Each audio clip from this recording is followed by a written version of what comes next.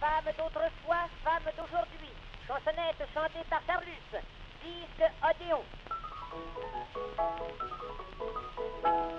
Les grands philosophes prétendent que la femme a changé beaucoup depuis les temps passés, qu'elle n'a plus du tout le même état d'âme et que son esprit est tout bouleversé. Ils disent qu'autrefois la femme était bonne, aimante, affectueuse et portée au bien, tandis qu'aujourd'hui, que le bon Dieu me pardonne, la femme ne vaut pas les 4 frères d'un chien.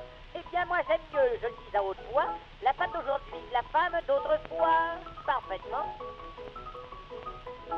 La femme d'autrefois était ménagère, elle faisait la peau bouille dans l'admiration, les ragoûts de mouton et les pommes de terre, les petits plats choisis à la perfection. La femme d'aujourd'hui ne fait pas la cuisine. Quand on lui demande 2 œufs sur le plat, d'un petit air gamin en remuant les narines, elle ouvre son corset et vous dit voilà, ce qui fait que l'on est sûr, en cas d'accident, d'avoir quelque chose à se mettre sous la dent. C'est pas bête. La femme d'autrefois était savoureuse, elle avait de l'allure et des airs profonds. Le soir, en se couchant douce et langoureuse, elle mettait ses cheveux nattés sur son front. La femme d'aujourd'hui est moins poétique, mais le soir, en se couchant pour entrer dans le lit, avec un petit air beaucoup plus pratique, elle met ses cheveux sur la table de nuit.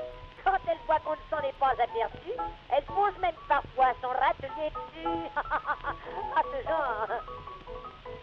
La femme d'autrefois était élégante, elle avait du goût pour se maquiller. La femme d'autrefois était excitante et savait à fond l'art de s'habiller. La femme d'aujourd'hui connaît bien la mode, elle sait parfaitement ce qui plaît aux yeux. Elle s'habille fort bien et ce qu'il y a de plus commode, elle se déshabille encore beaucoup mieux. Et comment?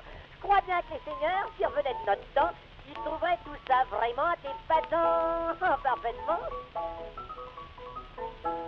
La femme d'autrefois était très sévère. Quand on lui parlait d'amour éternel, il fallait tout de suite s'en aller chez le maire et se prosterner au pied des autels.